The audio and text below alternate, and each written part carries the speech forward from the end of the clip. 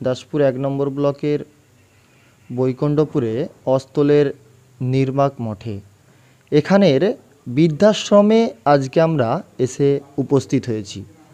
আজকে শোনাবো আপনাদেরকে এক দাদুর কাহিনী।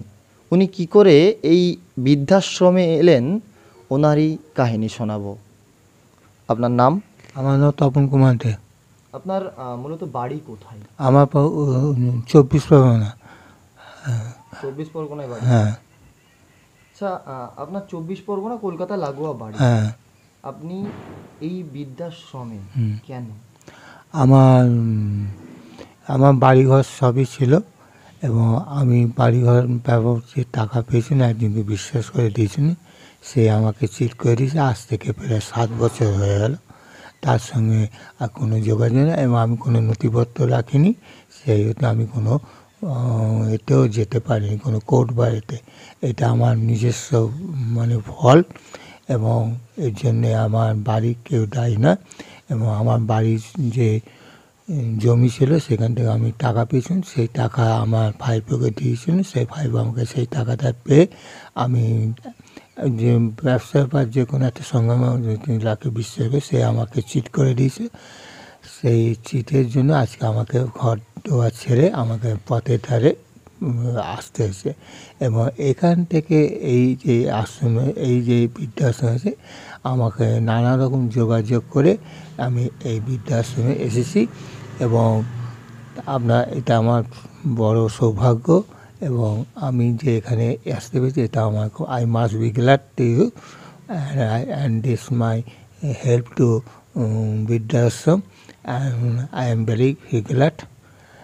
আর আমি এখানে ভালোই আছি এবং আমি এখানে আজীবন এখানে থাকার জন্য তৈরি হয়েছি এবং যতদিন বেঁচে থাকবো আমি এই বৃদ্ধাশ্রমেই থাকবো। শুনলেন ওনার কথা। উনি সঞ্চয় করেছিলেন টাকা। সঞ্চয় করে টাকা, সেই টাকা ওনার এক বন্ধুকে বিশ্বাস করে ব্যবসা করার জন্য দেয়, কিন্তু সেই বন্ধু সেই টাকা আর ফিরিয়ে দেয় না। ফলে তাকে নানা অপমানিত হতে হয়, লাঞ্ছিত হতে হয় বাড়িতে।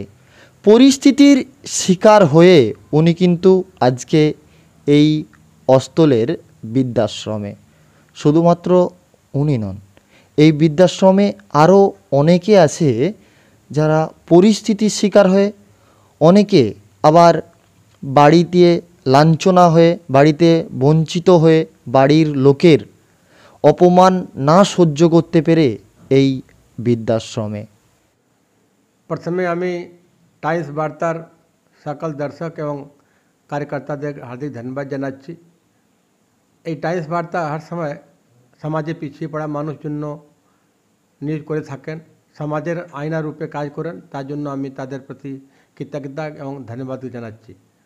আজ বৃদ্ধাশ্রম চলছে আমাদের পশ্চিম মেদিনীপুরে 8টা বৃদ্ধাশ্রম আছে।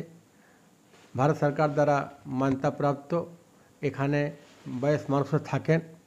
খুবই খারাপ লাগে যখন মানুষ এখানে আসেন বৃদ্ধাশ্রমে থাকার জন্য।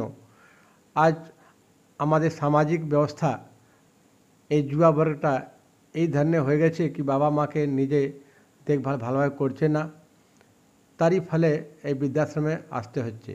আমরা সকল বৃদ্ধ এবং বৃদ্ধাদেরকে আনতে যাইনি। আমরা যখন খবর পাই একটা বৃদ্ধ মানুষ রাস্তার ধারে পড়ে আছে বা কোনো কষ্টের মধ্যে আছে, তখনই আমরা তাদেরকে আনতে যাই। খুবই খারাপ লাগে যখন শুনি কি এই বয়স মানুষরা একদিন সমাজের জন্য অনেক কিছু করেছেন। কেউ মাস্টারমশাই ছিলেন, কেউ দিদিমণি ছিলেন, বা বিভিন্ন ধরনের সামাজিক বা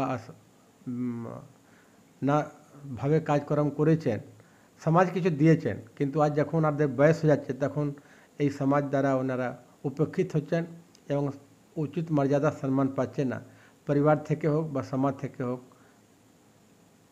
তাই জন্য তো তাকে ওল্ড এজ বৃদ্ধাশ্রমে আসতে হচ্ছে। আমি সমাজের বিশিষ্ট ব্যক্তিদের এবং প্রত্যেক নবযুবককে অনুরোধ করব, আপনার বাবা মাকে একটা অ্যাসেট মনে করে ভালোভাবে দেখভাল করুন। যদি উপযুক্ত ভালোবাসা পান, কোনো ব্যক্তি বৃদ্ধাশ্রমে আসতে চাইবেন না। কিন্তু ভালোবাসা না পাওয়ার জন্য এই ধরনের বৃদ্ধাশ্রমে আসতে হবে। আমরা তাদের নিজের সামর্থ্য মধ্যে সেবা করি। আজ অনেক সচেতনতা হয়েছে, ভারত সরকার এবং পশ্চিমবঙ্গ সরকার বয়স্ক মানুষদের জন্য অনেক কল্যাণমুখী কার্যক্রম করছেন, চাहे বৃদ্ধা পেনশন হোক বা হেলথ সম্পর্কে অনেক সচেতনতা এসেছে। সরকার প্রচুর কষ্ট করছে বয়স্ক মানুষের কল্যাণের জন্য, কিন্তু তারপরেও পরিবারের যে একটা ভালোবাসা, তার একটা মূল্য থাকে।